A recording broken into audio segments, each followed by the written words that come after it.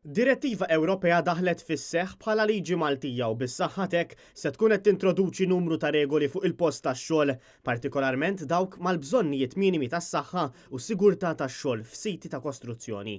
Waqt konferenza tal-aħbarijiet ġie spjegat kif dan l-avviż legali li ġie adottat se jkun qed jagħti aktar protezzjoni mhux biss lil min qed jaħdem f'sit ta' kostruzzjoni, iżda wkoll il-konsumatur li jkun qed iħallas għal servizz ta' kostruzzjoni.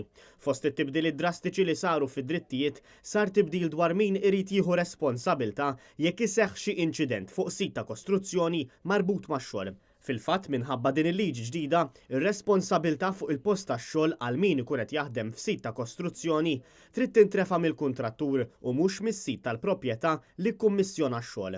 Madankollu hu neċessarju li x-xogħol ta' kostruzzjoni ikun meqjus bħala domestiku, jiġifieri x-xogħol ta' kostruzzjoni ma jridx ikun qed isir bi skop taqlieħ.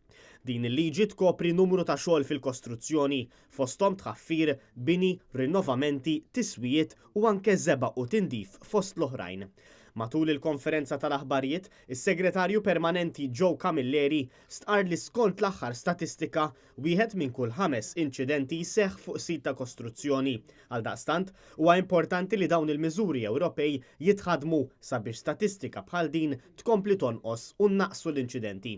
Min-naħa l-oħra, il-Kap Eżekuttiv tal-Awtorità Maltija għas-Saħħa u s-Sigurtà fuq il-post tax-xogħol l-OHSA, Mark Gauci, qal li din l-adozzjoni tad-Direttiva Ewropea se tkun qed tissimplifika l-proċess għal min ikun qed jagħmel xogħol ta' kostruzzjoni mingħajr ma tnaqqas il-protezzjoni lil min qed jaħdem.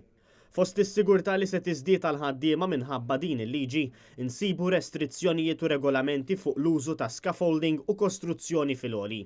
Waqt il-konferenza tal-aħbarijiet qajjem tħassib mill-ġurnalisti dwar in-nuqqas ta' ħarsien lejn l-ambjent fil-madwar tas-sit ta' kostruzzjoni fejn qed ikunu regolari tħaħen ta' trabijiet fl-arja li jistgħu jkunu ta' ħsara mhux biss għal min qed jaħdem iżda anke l-persuni li jgħixu fil-madwar. Sar aċċenn ukoll għal fatt li dawn il-liġijiet jistgħu biss ikunu effettivi jekk ikun hemm infurzar tagħhom. Fil-ġimgħat li ġejjin se jibdew programmi ta' għarfien dwar dawn ir-regoli ġodda għal min jaħdem f'dan is-settur.